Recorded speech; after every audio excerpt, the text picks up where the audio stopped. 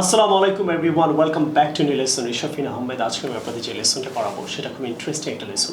আমরা অনেক সময় খাবারের ক্ষেত্রে আপনি the words of describing food, আমরা অনেক সময় ডিফারেন্ট টাইপস অফ ফুড যখন আমরা খাই, সো আমরা এটা প্রপারলি ডিসক্রাইব করার জন্য বা খাবারটা নিয়ে চমৎকার করে ইংরেজিতে বলার জন্য অথবা এক্স্যাক্ট ওয়ার্ড কোন ওয়ার্ডটার মিনিংটা কী এটা আমরা অনেকেই ক্লিয়ার না।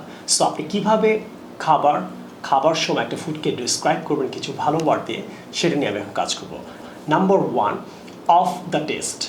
তো অফ দ্য টেস্ট কি? The taste is of. কোনো খাবারের মধ্যে যদি টেস্ট না থাকে তাহলে আপনি বলতে পারেন দ্য টেস্ট ইজ অফ। আপনি যেমন একটা বার্গার খেলেন, আপনি বলতে পারেন দ্য বার্গার ইজ অফ। তাহলে অফ দ্য টেস্ট মানে the taste is of anything. যে কোনো ফুডের টেস্ট যদি অফ থাকে আপনি বলতে পারেন the taste is off, the burgers taste is off, the chickens taste is off, the omelettes taste is off. তাহলে টেস্টটা নাই, সেই ক্ষেত্রে আপনি অফ দ্য টেস্ট বলতে পারেন। Number one. নাম্বার টু, আমরা যেটা নিয়ে কাটবো র মানে কি? কাঁচা। আপনি বলতে পারেন যেমন আমটা কাঁচা, দ্য ম্যাঙ্গো ইজ র, দ্য অরেঞ্জ ইজ র, দ্য গোয়াভা ইজ র। যদি কোনো ফ্রুটস বা কোনো ফুড কাঁচা থাকে সেই ক্ষেত্রে আপনি র বলতে পারেন, RAW, র। Is that clear? নেক্সট আমরা বলবো হলো রাইপ। সো রাইপ মানে কি? পাকা। যদি কোনো ফ্রুটস অথবা খাবার আপনি দেখছেন এই খাবারটা এটা পাকা, তখন আপনি বলবেন the mango is ripe, the orange is ripe. So যে কোনো পাকা জাতীয় যদি কোনো ফুড অথবা ফ্রুটস আপনার সামনে থাকে, আপনি যদি এটাকে পাকা বলতে চান তাহলে you must say is ripe. Next আমরা ওয়ার্ড শিখবো রটেন। রুটেন না, ROTTEN, রটেন। তাইলে রটেন মানে কি? পচা। যেমন আপনি কোনো খাবার যদি পচা হয় তাহলে আপনি এটা ইংরেজিতে বলবেন the food is rotten, the burger is rotten, the chicken is rotten, the beef is rotten, not rotten, it should be rotten. So I hope you understand this. Next আমরা যেটা ইউজ করব tough, TOUGHT, tough মানে আমরা জানি in ইংলিশে আমরা এটাকে difficult মনে করি, tough. So in that case tough বলতে খাবারের ক্ষেত্রে যদি আপনি টাফ ইউজ করেন, যেমন আপনি চিকেনের হাড্ডিটা খেতে পাচ্ছেন না, সেই ক্ষেত্রে বলতে পারেন কঠিন, মানে এটা চিবানো অনেক কঠিন হয়ে যাচ্ছে, আপনি বলতে পারেন দ্য চিকেন ইজ টাফ। আপনি বিফ খেতে পাচ্ছেন না, অনেক শক্ত, অথবা অনেক আপনার কাছে এটা হার্ড মনে হচ্ছে, তখন বলতে পারেন দ্য বিফ ইজ টাফ। তাহলে খাবারে কোনো কিছু যদি অনেক হার্ড হয়, আপনার খেতে কষ্ট হয়, সেই ক্ষেত্রে আপনি বলবেন tough. Is that clear? Next আপনি দ্য ওয়ার্ড ইউজ করবেন টেন্ডার, TENDER। টেন্ডার যদি কোনো কিছু বেশি সফট হয়, যেমন চিকেনটা যেভাবে রান্না করা দরকার ছিল তার চেয়ে অনেক বেশি সফট, আপনি মুখে নিলেন খুব সফট, মানে আপনি কামড় আপনার চিবানোর দরকার হচ্ছে না, ইন দ্যাট কেস আপনি বলবেন the chicken is tender, the beef is tender. So আপনি টেন্ডার ওয়ার্ডটা কোথায় ইউজ করবেন? যদি অনেক কিছু বেশি সফট হয়ে যায়, বাট এতটা সফট হওয়ার কথা ছিল না। নেক্সট আপনি বলতে পারেন undercooked, not cooked properly. Number 7, undercooked মানে কোনো কিছু দেখলেন যতটুকু রান্না হওয়া দরকার ছিল অতটুকু হয়নি, বাইরে চিকেনটা শক্ত, বিফটা শক্ত, খাবারটা শক্ত, দ্য ভেজিটেবলটা শক্ত রয়েছে, সেই ক্ষেত্রে আপনি বলতে পারেন this is undercooked. Don't say এটা শক্ত, এটা এখনো সেদ্ধ হয় নাই, it is not cooked properly, এইসব ওয়ার্ড না বলে তা বলতে পারেন the chicken is undercooked, the beef is undercooked, the vegetable is undercooked.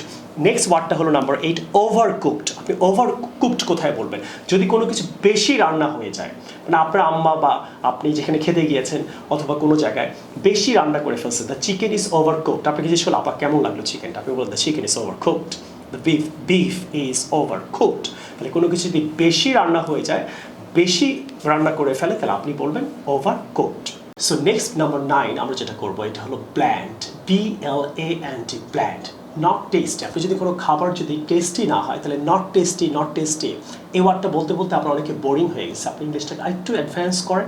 আজকে থেকে যদি কোনো কিছু টেস্টি না হয় তাহলে বলবেন bland, the chicken is bland, the fish is bland, the biryani is bland. Number 10 আমরা বলব ক্রিমি ওয়ার্ডটা আমরা অনেকেই জানি, ক্রিমি। কোনো কিছু যদি ক্রিম বেশি থাকে সেই ক্ষেত্রে আপনি ফুডটাকে বলতে পারেন creamy, the cake is creamy. যে কোনো খাবার যেটার মধ্যে ক্রিম যদি বেশি অ্যাড করা হয়, in that case you can say creamy.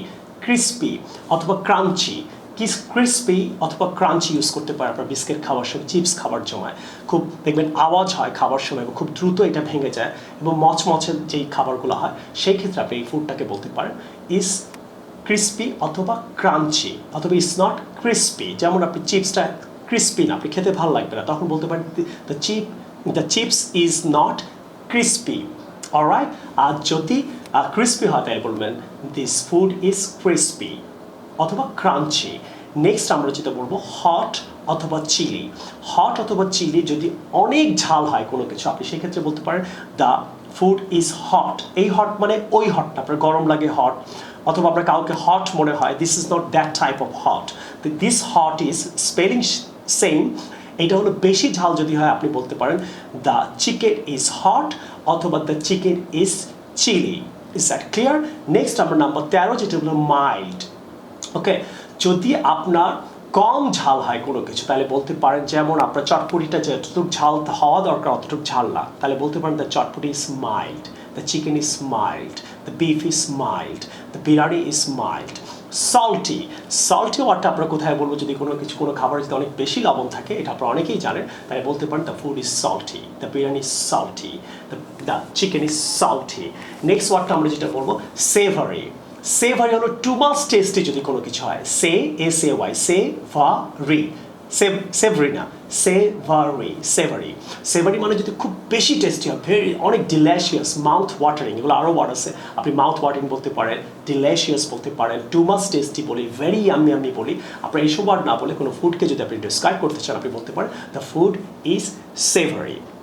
So dear friends and students, I hope this 15টা ওয়ার্ড আপনার যখনই আপনি কোথাও কিছু খাবেন আপনি প্রপারলি ওই খাবারটাকে নিয়ে যদি ইংরেজিতে বলতে চান, লিখতে চান, পারবেন। এবং ফেসবুকে আপনাদের ফ্রেন্ডের সাথে এই ভিডিওটা অবশ্যই শেয়ার করবেন। হয়তো আপনার ফেসবুকে some of your colleagues, your friends, your family members they don't know this words properly, যখন তারা কোনো খাবারকে ডিসক্রাইব করে। I will see you the new lesson some other time. Take care, আল্লাহ হাফিজ, আসসালামু আলাইকুম।